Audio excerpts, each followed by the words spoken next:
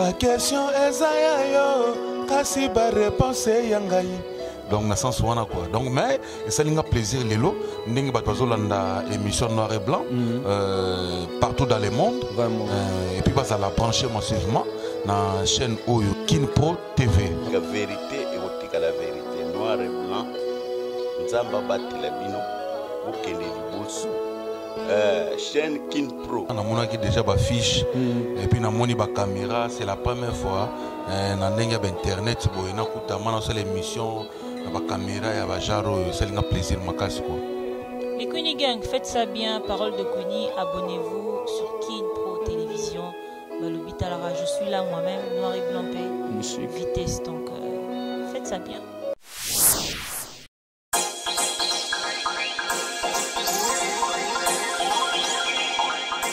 Bien, mesdames et messieurs, très chers amis internautes, bienvenue dans notre nouveau numéro de l'émission Noir et Blanc, une meilleure émission qui est toujours présentée par moi, votre humble serviteur, Merveille Koueditouka, maestro de la presse congolaise, est toujours en soif de vous servir. Donc, alors avec la joie, je sais que vous êtes nombreux afin de nous suivre. J'aurai le plaisir de présenter cette émission car vous êtes nombreux, tellement nombreux. Là, je vois déjà la présence de celui qu'on appelle le vieux Eric Le Destin. Jusque-là, vous êtes le seul. Hein? Le vieux Eric Le Destin, prêtre, vous êtes le seul. Et pourquoi pas dire un grand merci à celle qu'on appelle Badega Schengen Mami Mokonzi à Tatami. Hein? Mokonzi à Tatami 5 étoiles, Maman Malongi, avec sa fondation, pourquoi pas dire Bâche Fondation, toujours en avala. Je profite déjà de dire aussi mes big salutations à celle qu'on appelle Madetenda et pourquoi pas Charmine. Je suis très heureux de présenter cette émission avec l'un des musiciens ou l'un des soldats de Wenge Musique à Maison Mère. De Wenge Musique à Maison Mère, l'orchestre cher de Nyamawera Igwe de la Forêt de Finda quoi. Papa formidable. Mes big salutations à vous. Bienvenue dans Kinshasa Outaki en États-Unis d'Amérique. Il est déjà avec nous pour la promotion et pourquoi pas dire de préparation de son concert qui va livrer au niveau des Zénith Igwe Ngama de la Forêt. C'est avec son soldat que nous allons réaliser cette mission. C'est parfait du verre. L'homme des 100 concurrents. L'homme des 100 concurrents, je suis dans le bon, je crois. Je dis un grand merci à celui qu'on appelle Tati Ok. Tati Ok qui est en train de me suivre. Balobi, le pharmacien Tati Ok, le président d'un triangle, toujours Marité, hein, Marité la patronne. Et pourquoi pas Bénédicte Vangou. Babi, salutation Nabino. Je suis avec Parfait du Verre. Je sais que mon réalisateur, il va déjà nous faire plan d'ensemble pour présenter à tous ceux qui me suivent. Dans cet instant, Parfait du Verre, il est là. Mon invité d'aujourd'hui, avec tout l'honneur. Bonjour. Bonjour Merveille. Bonjour le Big Boss, patron, le roi de la forêt. Bonjour Nabatutu. Alignera Parfait du Verre, le fils du roi, l'homme des 100 concurrents. L'homme de 100 concurrents, comme je vous avais dit, il est l'un des musiciens de Wenge Musique à Maison Mère de Nyamawera du Igwe de la Forêt. Je vous rappellerai que Parfait du Verre a déjà un tube au niveau de l'album formidable, si je ne m'abuse pas, allez le consommer. Et c'est pourquoi la raison pour laquelle nous sommes ici avec Parfait du Verre. Si déjà c'est à refaire Parfait du Verre au Salamini. Là, c'est notre première question de mon émission. Ah d'accord. Ah si c'était à refaire, bon, dans Zarasta. Ozara Star, célébrité, hein? J'aime ça. Ozara Star, en tout cas, ici il faudrait répondre dans nos Star. En général, ouais. Ozara Star. Alors, donc, vous rappelez là-bas, Parfait d'hiver, il est un musicien, il y a pas une DJ Lacoste, et Parfait d'hiver, il est déjà au sein de l'orchestre. Wenge Musique à Maison Mère, combien de temps déjà? 2 ans déjà, hein, je vais tendre vers 3e année. Vers 3e année. Alors que Parfait du Verre, comment vous définissez la musique selon Parfait du Verre, donc musique selon Parfait du Verre. Oui, on a fait Simbote déjà avant de répondre à Francis et Oueta, Papa Chansard. On a dit que célèbre bureau mobile, Yoyebi, H3 Michael Pondi, puis il vient à Willy Poncienne à Paris. La musique, tout va être une définition, elle a l'art de combiner les sons. Pour agréable, d'une manière agréable à l'oreille, la musique n'est pas agréable à l'oreille. Donc, c'est au fait l'art a combiné les sons. Voilà quoi. Voilà. Alors, Parfait du Verre, qui Lacoste, comment c'était fait pour que vous se retrouviez dans la Katia Wenge Musique à Maison Mère? Ouf, en répondant à la question, là, trop bon. En fait, les destins, les calculs, l'angaï. parce que mutu nde totambola boza na calcul ya vie na ye calcul na ngai rêve na nga ezalaki un jour na telema pembeni ya le roi de la forêt sur scène boye mpe na apesinga mpe parfum d'hiver yemba na yembi mpe donc c'était vraiment moko ya barêve na ngai monene puis esukaka na scène te même na ba œuvre et tout et gloire à Dieu que nzambe bina de balobaka apesaka biso to sengaka et voilà nzambe exauça vœu nanga lelo naza pembeni na le roi de la forêt donc ezaka ma destin na mona ke tango ekoki pour que na ya pour beta porte sur musique à maison mère et puis on peut pesa melenga. Alors question oyo na tout nango déjà pour que to les kayango balobi que batu ba oloba ke non ba yoki musique na o tsaki na kati ya formidable sans concurrent ba yoki parfait ya kalana parfait ya sikoyo balobi obanzaki na début ya vie la coste my foudre pan que je salue à pas ça mais balobi ba yoki na chanson na yo obili na qui parfait d'hiver c'était quoi? Ah mais oui, Dada Muzinga, la nouvelle génération est balée. Mbotina yango wana na moni Pierron Tsumbu poto na poto mon général à vos ordres. Non, c'est-à-dire que quand on interprète une personne, parce que Kunezaki, on interprétait beaucoup plus. Comme on avait tellement Mutuna zo interprété yango. Voilà, tant que ce qu'il faut il faut qu'on a pour Mutuna zo interpréter. Et voilà, tant que zo interpréter merveille. Même si tu n'auras pas 100% merveille, mais tu as 50% pour mouton. Voilà. Et tant que tu peux s'amener à ce que tu as même ma chanson inexplorée, on a Salara Fana Longwa. Oyo Kapna Poto Yembana, Kulutu, Oyo Kapna Sko différence, place on a une différence déjà, il y a un aïe. Et puis tant que le roi de la forêt a fait formation accélérée, a fait ce qu'on m'a fait alignement. Et voilà, il fallait maintenant que je m'identifie. En fait, moi touche il y a plusieurs artistes il y a dans ça moi il y a touché moi ba kulutu na yo trop ba modèle et na mega moi ko yiba moi 2-3% et puis voilà yango na isali qui parfum d'hiver donc il a fallu est-ce que la pièce est ma vraie identité.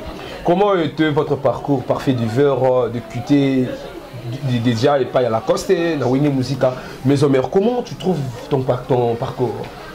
Jusque là ça va parce que déjà dans ma vie na regretté dans la vie na regretté na merci sur tout ce qui arrive dans ma vie na senga merci et parcours réseau qui est bien jusque là tu as telle place na Outaki place à bandaki nazo kende na tinde place na za lelo une équipe nationale parce que Winnie Musica Maison Mère to benga équipe nationale la musique à Congo parce que Robert non na club mais il faut sélectionner en national atali soit coaché yo au stade mon équipe de cette différence dans les stade wana soki match e beta stade so etondi ba tout ba soutenir bino mon équipe nationale ils wala Winnie Musica Maison Mère équipe nationale la musique à Mbogo donc je suis trop fier la carrière nanga jusque là moi parcours nanga et ils ont qui bien Bien rentré chers amis internet, comme je vous avais promis qu'il y aura à boire et à manger. Surtout vous ne serez pas déçus. Je vous rappelle que je suis avec un parfait du verre musicien de Winnie Musica Maison Mère. Là je dis un grand merci à Dora Mabungu, Dora Delix Mabungu, pourquoi pas Nakoto Namoni Rigo Kiyama. La big salutation Nabino. Alors parfait du verre aux alliés médecins, médecins en formation. Voilà, médecins de formation. Est-ce qu'aujourd'hui, ça peut arriver que parfait d'hiver, vous êtes réclamé encore pour embrasser ou pour retourner, s'il faut dur, la Katiaman, donc pour embrasser encore les amis de domaine scientifique? Bon, en fait, bolobi ya mamanzambe, lobeza mamanzambe, ndena zaboye, elenge ozade ya musicien de Kotinga boye. Ah, na ebite pona zongela, ezamapo docteur Yves Bunkoulou, son excellence, le ministre de la jeunesse aujourd'hui, reconduit pour la deuxième fois la tête du ministère. Ils allaient pendant le tourisme. Quand on va saluer ce gouvernement, dans la jeunesse, c'est qu'il avait bien travaillé. En tout cas, coup de chapeau, mon frère, mon ami de longue date, donc le docteur Yves Bunkoulou, excellence. Il y a quelqu'un qui n'a pas il y a quelqu'un qui n'a pas doctorat et tout. Et voilà, les lots, il faudra retourner à concentrer beaucoup plus dans l'arbre et ça moi pas si on retourner pour qu'on continue et puis voilà quoi embrasser carrière wana ils en moi pas donc jusque là musicien à vie musicien à vie parfait d'hiver tu te retrouves mieux d'être musicien déjà. Bien sûr que oui, je suis en tout cas à l'aise parce que je ne vis que de la musique. Dans ça la cop me soutient.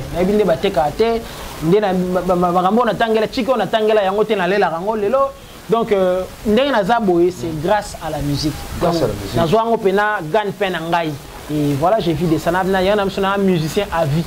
Musicien à vie, est-ce que ça vous arrive aussi à vous non? Bon, nous avons une musique à la maison, mais on a envie de perfectionner encore la musique, d'aller embrasser même, comment dirais-je, même un institut supérieur, mon université pour perfectionner encore ça.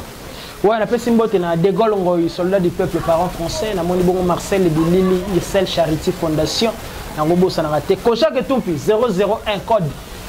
Washington, à partir de Washington, oui, l'apprentissage ne finit jamais, s'il a raté. On a éternel apprenti, on apprend chaque jour.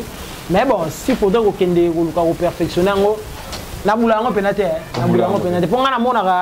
a musique so da ineza na makila okosa makambo lekata muto abanda kotanga musique banda lelo ti assis sur ba papier sa musique vraiment peut-être na notion makambo susu par rapport à la théorie peut-être na pratique tango comme na pratique au bêtis moi est-ce que dans la vie c'est quoi tala mingi pratique et ça le mot est important. Là je me souviens directement à mon réalisateur Adel le professeur le professionnel il m'avait parlé de cela Mkolomo continue d'en parler. Donc on a vu, c'est bazarami, oui, la théorie est bien pour enrichir Bisso, mais pratique n'est. Il y a un makam. Parce que moi j'ai vu des gens attendre l'électricité, si c'est l'électricité, mais on attend l'électricité, mais on a rendu oncle ça l'électricité. Oui, comme soupe dans la salle na schéma 5. Schéma 5. La salle là on a papier mais ce qu'on a. On a salle vraiment oncle na ngai niko ande osala et surprenant mais il y a tangela yango yango na biso ke ba pour ba boya alongwa yo mais atangela yango si c'est yango tout ça mais schéma 5 wana nde ba c'est là qui na place où ça est compliqué vous comprenez na simba belo wa ba GPS donc voilà pour retourner na mamto sur là c'est à dire moi je me base beaucoup plus à la pratique net ya musique dozoloba autant un peu musique ils ont un peu ma bête mais je ne pense pas que j'aurai assez de temps pour y en a qui ne sont autant en ndoule sous sur autant wana ndoule pour que na ko sala ngo pona na na pratique na vitesse sa pratique on a nango c'est l'essentiel. C'est l'essentiel alors parfait d'hiver au sala bateau ba on a biso plusieurs et dans ba le peut-être parfait d'hiver à autre qui est pas Didier Lacoste tous beta trop combo la été mais du moins ils a préparation il y a émission est-ce que parfait d'hiver au cozon à moi si m'a plutôt mosso histoire ya vinanga soki une équation souci pour la mobile yo zalingana motema francie weta kasi ngoyo saliba puta na motima ebimisi makila c'est libération et je te moli ba pasi kasi alingi emema vinanga na lilita francie sans toi kukulise nga binanga mukuse sans toi parfait d'hiver ka promettre nga lio moteme komi kobanga yango tana na kufanatika bolingo na mbandao kunzete nga na poni komata tana nango benzube vraiment le sambo ezalaka jamasi na sanzoto ekwesanzete yango emeli wabaye ekwesanzete yango naliambo melengi gudri kalimaye parfait d'hiver aleli dimashi salano qui merveille.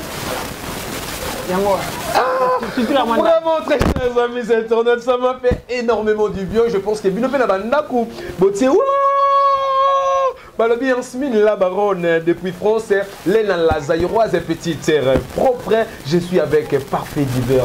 Parfait d'hiver, belle voix. Merci. Belle voix, vraiment et puis belle interprétation. Parfait d'hiver, vous étiez, n'avez pas d'idée Lacoste. Lacoste, vous chantez. Vous avez trop un mois depuis votre émission. Oui, naïe pourquoi? Et ça, moi ma préparation. Aux ala qui koyemba, n'engé mon là incontestable. Au santa qui fauté, aux ala qui tout fêté, parfait d'hiver. Bon, on a vu que conducteur émission mais déjà les choses ont évolué. C'est-à-dire, on a déjà la maison, mais on a préparé Zénith de Paris, c'est beaucoup plus d'actualité. C'est un peu sur questionnaire, pas questionnaire dans le monde. Ah, bon. Oui. Non, c'est-à-dire, on a autant le tantôt, ah, ok. Ngai naza artiste na yoka ba tebele na vie. Na yoka ba papa lokola ba Give Jonolo, na yoka ba papa lokola ba Luciana de Bingongo, na yoka ba Carlito la sa ba papa de baba baza ebele bele ona yoka. Sikoyo nzamba sala moi grâce moko boye mécaniquement interpréter mutu okota mwana moi muki atana pona ye même si pas à 100% à 50% voilà les amas grâce nzamba salanga ya on a eu ça awa que lorsqu'on interprète il faut aussi l'effort ozo interpréter André mais faut ça l'effort que attaque 50% André Zal vous comprenez et tant ba tiki ko yo moko et voilà et pour lelo quand se le disent na domaine nyonso moi belé pour mutu au fait au créer au fait sa marque na yo il faut au banda par ko interpréter le ko soit image sur une chose et puis on met yango mutu sali lelo ba téléphone évolué et développé mais invention nango Alexander Graham Bell azaki conseil inventeur à téléphone yowana malgré perfection téléphone est lelo mais so tali au monde inventeur Alexander Graham Bell c'est-à-dire tout ce qui perfectionne aujourd'hui a se référer à lelo mo on a attend ces oh marque ninyo 7 ba misaki 8 oh mais 9 donc c'est-à-dire ba se référer à lelo mo ba salaki kuna bon ça va tout ça là on te faut baxer loko bo et pour ça fait différence là tu vois c'est même dans la musique ça peut même dans la musique alors parlons maintenant de Wenge musique à maison mère parfait du verre oyena kata Wenge musique à maison mère okuti batonioso alors parfait du verre est-ce que oyaki quoi combler trou mon kobo ezala qui to parfait du verre vous êtes venu puis ba apprendre tout Clément Mouzolo Gento mon ami à Londres on est Otis Bola mon membre très influent donc bon ba ni balé Clément Mouzolo Gento vie Otis Bola oui na maison mère tant na maison mère déjà né dans orchestre de rêve na ngeza Wenge musique à maison mère tant na Wenge musique à maison mère na ko ni ko combler vide ou quoi que ce soit non Wenge musique à maison mère bande zala na ka parfait d'hiver na zayi na pena ko noter mais ezala déjà pour le roi de la forêt zali tant on a yé le roi de la forêt il faut que on travailler et puis il faut que on se crée une place au sein de ce groupe mon groupe il y a objectif dans la zagi c'est-à-dire tant on a yaki n'habité il faut on se créer une place dans quatre orchestres on a marqué pas empreinte nangai comme batebele au na signe na bango baleka ba marqué pas empreinte d'une manière ou d'une autre c'est-à-dire souci na ngeza ya on a yé et voilà na pèse beaucoup plus rendement nanga et puis et pèse moi place Pemenia, le roi de la forêt. Et puis sur mon place Pemenia, le roi de la forêt, comme tu as dit, l'orchestre Ramio surtout les alarana, le lengue nango et tambolaka. Parfait d'hiver malgré moi la Wenge musique à maison mère. Quels sont des avantages ou peut-être parfait d'hiver à Monaka et qu'on les aime tout mais du moins ils ont des avantages tant que parfait d'hiver quand il y a aussi des avantages. Bon, jusque là, même la vie, qu'on a raté, qu'on est allé, oui, et là on monte ils ont parfait en termes de perfection. On est dans le domaine pour bien en colo. Mais biso batu to makamnyo so to salara, il y a toujours eu des imperfections. Mais quand on a raté la vie, au etalaka moi ba imperfection na moi ba désavantage na mi so batu. Parce que on n'est pas aimé d'abord par tout le monde. On a déjà loin. Donc il y a des merveilles à tout au salé mission lelo bando comme ça Yesu nzambe tout ça et là batu super raté. Moi na témoin je n'aime pas. Otuni muto oh na saleni donc ça arrive les lois nature et ça rende ngwana c'est-à-dire ko lingaraté ba imperfection na to ba désavantage les utiliser terme ngo ko etala rango boy non so que zali préfère ko bomba yango ko luka ko ndenge ko komisa ngo avantage ko luka nini ya ko komisa ngo avantage une réponse c'est très sage alors que parfait du verre. Aujourd'hui, nous allons parler, maintenant là, plutôt, nous allons parler de Sans concurrent. Sans concurrent, une chanson de Parfait d'hiver a mis au point dans l'album formidable. Comment a été la chanson Parfait d'hiver 2 ans la Katia Wenge musique à maison, mais en dingue, tu Parfait d'hiver. Tu sais, dans la musique, à part le savoir, le fait qu'il y a un potentiel Mongo Songolo, il y a Woyeba Moussala, Ndeka Tolobaga. Facteur chance, un très grand rôle. Dans la musique, dans domaine, c'est-à-dire tu peux voir une personne, elle a peine à mourir de talent et tout, mais peut-être à une chance, il y a émerger ma casse dans la musique, ça arrive. Donc on est comme un facteur chance, dans le bel awa. Aux hommes, on a comme une maison mère, Playboy, ça moi boy ça moi bien, on a ça moi boy ça moi bien, on pense boy voilà. Donc on a yaki ou une musique à maison mère.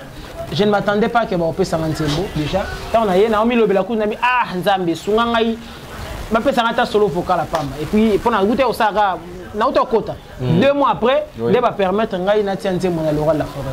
Et puis pour moi lapsus, ils ont 100 concurrents, ils ont 100 concurrents. Donc dans la concurrence, la concurrence on appelle du souper, mais concurrent les concurrence dans la concurrence on a expliqué je pense neto sur la mais pour nous on a marché sur là et ça mariage chance ka ça nzambe mum ta permettre que le roi de la forêt à la toucher pour ka permettre nga ina tianzembo mais ningo lo bateke bandeko na kuti na ki likolo na bango tonde ni teza na ka chance et puis ça melenga et voilà signé titre au signé titre sans concurrent comme Tokoki ko rectifier ça sans concurrent et non sans concurrent alors aujourd'hui sans concurrent exploiter yango opesi yango bato bayamba ki yango ndenge nini parfait d'hiver et puis yo moko kolo chanson autant musa ki yango ndenge nini. Là, il faut être honnête, c'est un abaye au Bolanda Bisso. Bien sûr que oui, autant on a télé. Bon, déjà tant où nazoyi moi tant, il y a préparé une témoin na ngango, na ben le roi de la forêt au senganga. Aya au senganga que tout nangai au fait que ou make up on comme petit titre. Na eba ité. Tant tout ninga, est-ce que make up moi on comme ah. Ngamona trouble ngana au tête, na boule. Non, on a make up moi ndam. Yemana, na yembi le roi de la forêt belingo lo bani parce que censure numéro 1, numéro 0 Koutou. Donc, pas de numéro 1, censure numéro 0 dans le roi de la forêt. Donc, voyez au canal auditionné à tout niveau lingo le banine tout ça si arrangé et sauté ah beauté ah tiens besoin ça beau ça et voilà et puis Samaki le roi de la forêt déjà dans tout monde dans l'expérience c'est belé andoul donc bah tant on y a sali dans la musique et ça tellement belé que habiter biso Koutou attends un dixième dans notre communauté toujours le fait à vous appeler n'a été salabo du côté thématique déjà n'a bien que batu belé bah c'est retrouvé côté thème déjà côté texte côté musique déjà pour ngalinga slow trop alors mon nité mon banana slow et puis na sangsa on a rumba congolaise na biso kandi tomesana donc voilà ça deux styles na sangsa na katanze mwana sans concurrent et bah retomber s'il faudrait parler de retomber oui et ça est belé à bien déjà il y a un étudiant na zone sur na mamboloba na étudiant mo il y a Ina, oui. Quand il travaille à faire des études, il s'est référé aussi à ma chanson. Oh, et ça l'a bien, ouais. Et il y a même aussi quand il y a un centre culturel français, j'ai été aussi appelé, tant que Mouto et Maginzembo, tout ça. Donc, dans le Belanzembo, dans la musique, il y a 100 concurrents grâce à le roi de la forêt. Et celui qui a Barte, celui qui a fait Tité, mais quand il fait place à il y a beaucoup. Ah, sans concurrent peut te le bélier. Les hommes quoi retomber ça la maman a plaisir et voilà. Alors au Salabayo ba la biso plaisir hein au bateau vraiment ba la biso parfait d'hiver au Salabango plaisir là je vois lourd la suprême Mama Solution bienvenue à Kinshasa lourd la suprême Mama Solution balobi bienvenue à Kinshasa le viendo dit les nouveaux riches nebi États-Unis na maboko na yo ve Nazara toujours nous allons continuer cop nangai parfait d'hiver au Salabiso plaisir na bino la biso c'est la biso a cappella il y a sa concurrence et puis sa concurrence s'il vous plaît boyoka le lengeni ma vie était sans toi comme une fille je teste souvent mon cœur a changé mais depuis que j'ai connu Gentil madame ma vie motema nanga et comment t'appeler à bonheur Angenga kanela kola mizoto koli kolo Plakisa ngantela nalanda kayo Natambola pene na yo sans m'éloigner d'un pas Kolingo na yo silisa souci nanga Neti président d'homme nali la linga raconté dans le bar Oui amour et c'est un renouvellement affection pour l'éternité à mon avis président d'homme nali Naboyi cause l'égoïste, nasengi na nzambe même 2 siècles plus tard. Kabotama lisusu pige nzinga e, kabotama lisusu na bakoko na ngai po bayeba yo esalaki bel homme de mon époque. Parfum d'hiver transmettre message yango na loyembo, comme regarde na comment c'est maman. Atami sur mon ité, puis c'est un de la colléca, Nana Kilananga. Vraiment, très chers amis internautes, je pense que la chanson a fait plaisir à vous tous qui êtes branchés. Afin de nous suivre, je dis mes big salutations à celle qu'on appelle Fatoubo Avida. Balobi Fatoubo Avida, soldat Yahweh Ranson, Balobi pose à la vraiment beau Avida pose à la toujours wana balobi Bienheureuse Kabila, Bienheureuse Pembele, Bienheureuse Pembele, la mère de Wonderson Ndonga, la big salutation na apôtre Dieudonné Bondo, big salutation na Rebecca Masembo. Parfait d'hiver. Oui. Il faut ça. Émission. Il dit moi, il y a souka dans le champ. Ceux qui le mec on a dit chanson chrétienne non la chanson chrétienne malgré dans la chanson chrétienne dans la vie on fait plus dans la monter mais tout que quand on a besoin déjà chant d'adoration dans la pour le proverbe bateau on va le dire moi dans la adoration c'est solo hein ma vie était sans toi comme un nuage j'étais seul souvent mon cœur a sombré mais depuis que j'ai connu Genzinga dans ma vie motema nanga ekoma temple ya bonheur angenga kande lokola minzoto likolo lakisanga nzela nalandaka yo natambola pene na yo sans m'éloigner d'un pas molingo na yo esilisa susi nanga. Bien, merci Parfait d'hiver. Vraiment, c'est une belle chanson. D'où venait l'inspiration de cette chanson Parfait d'hiver? Inspiration, bon, ngai sauta l'écriture na ngai na côté Nzembo. Nazara beaucoup plus na moi ba invention, moi ba découverte, moi ba penser mususu bato ya mayele o baleka ba loba et inspirant ngai trop à part la vie quotidienne ndenge to vivara. C'est-à-dire pour parler de cette chanson, je me suis inspiré de Jean-Paul Sartre. Jean-Paul Sartre, un philosophe moro il y a années 1900 et tout ça. Donc vers les années 1939, les asala qui déclaration moi le bec Nzamba Zalaraté. Nzamba Zalaraté pour na ye au fait il y a athée, bato babo ya existence sans Nzambe. Ben Nzamba Zalaraté, Nzambe tem ta créer mutu, créer bato en général. Et voilà et inspirant trop pour que na comme Nzembo. Nga étant qu'il est un bon chrétien, on a ndima quand même tem na ndima Nzamba Zalaka. Et inspirant nga comme Nzembo.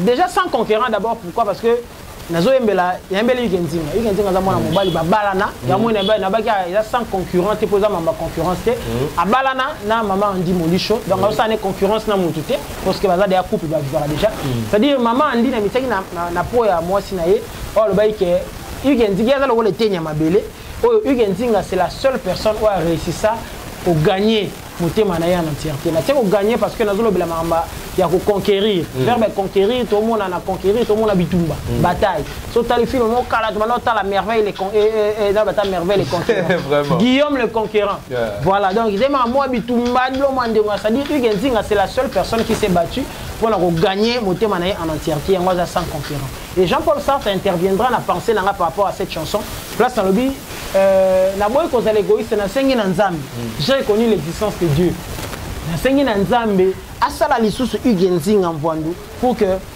descendance na ngai ba bénéficier na ba bienfait na parce que na lobi susu kana kata Nzembo na bi même so na pouvoir au sala mutu ala ngasa à la hauteur ya Ugenzinga mvandu c'est-à-dire j'ai reconnu l'existence de Dieu ou asala biso et on a sengi na ye même même 2 siècles plus tard, c'est-à-dire parce que nous vivons rarement tu atteindre 2 siècles sur terre. C'est-à-dire 2 siècles à temps, on a sauté tout, mais nous avons recréé quand même Ugenzinga na mokili pour que descendance nangai en parlant de descendance, c'est un peu vague, c'est-à-dire vaste boye na déterminalité parce que nous avons moteur na mabele photo loba mais tout moyen que loba nyonso za la raté voilà tens za muke tu as obligé to synthétiser c'est-à-dire tout ça là on pas bien ba périphrase ou bien ba proposition elliptique c'est-à-dire des phrases ou des propositions quelquefois dépourvues moi complément d'objet direct ou indirect exact mais au déformé sans c'est les kamongo loba té c'est-à-dire na loba descendance na ngai biologique karaté mais bato tout barouya après ngai na temps wana va bénéficier na ba bien faire Ugenzinga en fait c'est les contenus de Nzembo wana sans concurrent. Bien trop chers amis internautes, très chers amis internautes, nous sommes petit à petit, nous arrivons petit à petit vers la fin comme le signal de mon réalisateur alors que nous ne pouvons pas mettre fin dans cette mission sans avoir posé cette question et pas il y a Parfait d'hiver, parlons de Zénith de Paris. Zénith de Paris, est-ce que c'est sur Parfait d'hiver? Ah mais oui, trésor qui l'ont toujours prêt pour aider les autres. Namoni Nathalie Moupanzi, Namoni Maître Yannick Vango Mavungo, l'avocat incorruptible. Et puis Dadinga les célèbres na robo Salarate. Mais bien sûr que oui, Zénith de Paris Zali. Lelo na lo babako ça a sauté parce que internet ils ont un monopole la vérité bien sûr. Mais il faut s'arrêter dans ce sens que Lelo Zénith de Paris, ils ont salle, ils ont un site nango. Oh mutua boy, ils ont un soloté. Keka kuna na site à Zénith, au Talibada, au Tali le 17 septembre. Est-ce que c'est vrai que vous me dites on sait le publicité fait l'été, à ça le publicité fait le foot non bon auto réservé salle ayo comme on a checké non à 20h le 17 septembre où est en son orbite jamais. Ça dit concert les déjà. On se prépare déjà à fond. Donc voilà le roi de la forêt Zali qui a autoya pour intensifier les sous par partir pour le 17 septembre. 17 septembre où est en son Azala qui déjà na émission était sur la émission live comme ça. Demandé na ba fan na ba ça 5 chansons ils en a déjà prévu pour le Zénith de Paris. Parfait des vers tant que musicien tout en nom entre parenthèses. Yo déjà pardon déjà déjà et cause à la 10 ans Ranson a presté sur la scène européenne déjà na 10 ans on a kaka combien d'albums et bima combien de singles et bima hormis 10 ans ni musique et BTT répertoire moi ça déjà fait avant vous comprenez c'est que biso to beta Zénith moko to na lourde tâche on les asko tala 10 ans on a bah fanatique le roi la forêt bah monier sur scène na niveau Europe et tout bah goya na 10 ans na 10 ans na pe bana babota maki na 10 ans na pe makambele les kaki avant 10 ans on a musique à maison mère existait déjà oh bah monsieur album bah non que ba poto makambona nyos parce que répertoire on a nyos parce que photo ça là en sorte que même on a 3 heures du temps on a le roi de la forêt au presté donc de 20h à 23h on a ça exercice moi facilité le roi de la forêt a zongi fait les gars fanatique naie net devoir bango sikoba pona parce que ngana musicien ngana na tante pona nzembo oui certes j'ai des préférences ya banzembo na lingara na wengi musique mais j'ai du mal il y a ça la sélection nzembo pour il y a moment le roi de la forêt sage qu'il est azongo c'est ba fanatique il y a mon amour tout pesa na nusko idée na yo et voilà il y a le roi yesko a se baser sur différentes listes où fanatique n'est pas ça. Fanatique n'est pas ça. Est-ce que parfait de tu nous assures que non au Rosala dans Zénith de Paris? Qui vivra verra. Qui vivra verra s'il faut inviter parfait d'hiver. Pourquoi il faut inviter Nani déjà là au Bazala qui les sous-soutient. Mais liste on va peut-être dans ça là donc je me réserve à proposer à ta pour on va dans ça liste là. Proposer. Non, comment tu te réserves? Oui, je me réserve. Peu importe, invité Nyo Soya. Moi, je suis musicien. Bien formé par le roi de la forêt. Peu importe, musicien Nyo Soya. Tu peux sa couleur. Alors, entre comme les gens à Souka, ma vocal nayo na kata formidable parce que ça peut m'arambo. Bah pensez comme richesse golf qui zola yo tigerangai. Mbongo to mata na banque bolingwe monana na miss bato parfait. Libérae ben muka chalembola. À tout accent il y a eu une réaction. Nigno sali Freddy ngoma poa comme aboye. Nigno kolinga yu Clinton. Astrid Mambweni na Suisse. Martin Monsolo. Nazala lui a monté ma machine à voter. Francis Weta Alpha Ntumbu Francis Miko kona Paris. Na Yesu na nzembo mususu na sali. Nanya Koboya Claudine kino fama en espèce. Mbako lobele la bozina ye utana nzambe. Dunia safari na maran kino baebi sayema. Hataba lobio kolanda kate kino. Zamba sarayo na rasa bangelou. Mon petit ami Adrien qui a là va confirmer. Tambo kino lobakie. Mon colaya qui cheba père na mère. Merci, parfait du verre. Quelques salutations. Quelques salutations. C'est déjà. Président Pichumbo, on appelle son beauté. Vous parlez là, on a un balancer mon nom babi na sala ngote. Bon, on a salutation. On appelle président Pichumbo mon beauté parce qu'on a intervenu à nzembo mon aïe, mon beauté place Azali. Il y a mon Idrissa Tonda médecin sapeur, Ayatola Moussa Benga grand frère propre. Dien Tsuka le courageux. Beauté na yango wana Karine Kibiso la maman de Diane et d'Elsa les prières. Couple, docteur David les prix, il y a Pessibino Pena Bambo qui est à Paris, place Bozali. Il y a Willy Pensienne, total respect, il y a Jaguar Dominique, Banque mondiale, président d'Adam Ouzinga et Balé avec la nouvelle génération, Pierrot Tsumu Poto na Poto, ingénieur Bouzé, Jérémy Cosmas, le noble Moussimbo, on appelle Siombo Théâtre, président Ridel Touka, les super de Weranson Mobimba. Namoni mama Dona Monica, maman sociale, maman Jenny Mokiri, Tirongonda Kitako, Paola Mbiavanga Yabino Yangoana, donc Alex Ntima de Washington, Dadi Ngang les célèbres dans le bagage déjà De Gaulle, soldat du peuple, ainsi que Marcel Bilili, Irsel Charity Fondation. Merci, parfait du verre d'avoir répondu à mon invitation. Merci beaucoup. Merci très chers amis internautes. Bien, merci d'avoir... Mais s'il te plaît, c'est l'ambote dans Playboy grâce à moi. Grâce à moi, Play, le big salutation de la part du parfait du verre. Bien très chers amis internautes, nous sommes déjà à la fin de notre émission Noir et Blanc, une meilleure émission qui a été présentée par moi, votre humble serviteur Merveille Kwenituka, maestro de la presse congolaise, le nom avec une signification bien signifiée. Merci à celui qu'on appelle le vieux Eric Le Destin, le dit toujours, et pourquoi pas dire, salutation à Ngaï, Kipanzu de Kiwembo, Kipanzu, groupe Kipanzu de Kiwembo, voilà, le monde vient de vieux Stani, le vieux Stani qui est dit, Papa Ndongala, vraiment, c'est lui qui est le président, Babik Saltation Nabino, Rebecca Massembou déjà, de la part des ingénieurs Eric, et pourquoi pas Gloria Mabiala, Babik Saltation Nayo, Babik Saltation là, de la part de Dieu Leveka Lalam, l'un de mes réalisateurs, un peu birthday to you. Et pourquoi pas, Natsasko Souka, Yaba dédicace Nanga. Là, je dis un grand merci et bienvenue parmi mes mécènes. C'est lui qu'on appelle Alain Kika, papa na winner. Depuis Brésil, là, c'était sous l'occasion d'aimer le Waba Pandoukou, Mystère Viri, le Saint-Esprit. Balobi, toujours aimer le Waba Big Santationayo.